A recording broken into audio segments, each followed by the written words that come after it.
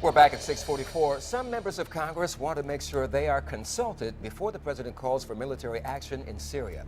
Local Congressman Scott Rigell is leading that charge. He joins us live now from Washington. Good morning to you, Congressman. Good morning, Stephanie. Good morning, Don. Well, first of all, you sent a letter to the president on Tuesday. Have you heard anything back from the White House? Well, I spoke to our White House liaison yesterday, had a very constructive conversation, and I said, please relay to the president that this really is a constructive effort. We are urging the president, a bipartisan group of us, over 115, including many Democrats, 18 to be specific, to ask the president to slow down and to really follow the Constitution.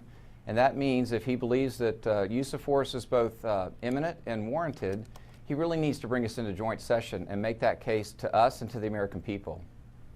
Congressman, what do you think the president should do in terms of responding to Syria now that the president believes that chemical weapons were used and it was a government-launched attack?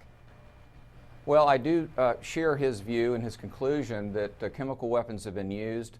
The evidence, I believe, is clear that the Assad regime is responsible for this. Now, again, the question is, what do we do?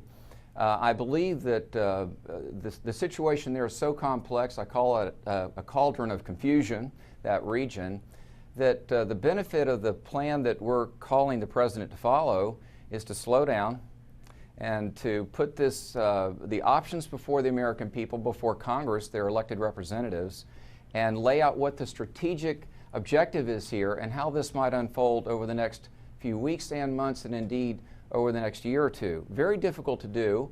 There is uncertainty there, but it must be done before U.S. troops, so many of whom, of course, are home ported there, our ships and our sailors, Marines, airmen, and soldiers there, right there in Hampton Roads. Now, I've heard you say a couple of times here, slow down, but we know that the British Parliament is meeting today to vote on what they are going to do. So do you think they're jumping the gun?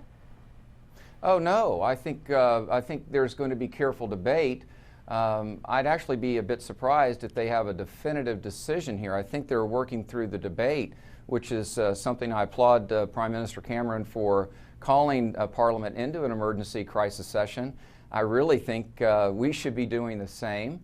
And I think this is not only good for the American people, for the men and women in uniform. I really think it's good for the Obama administration.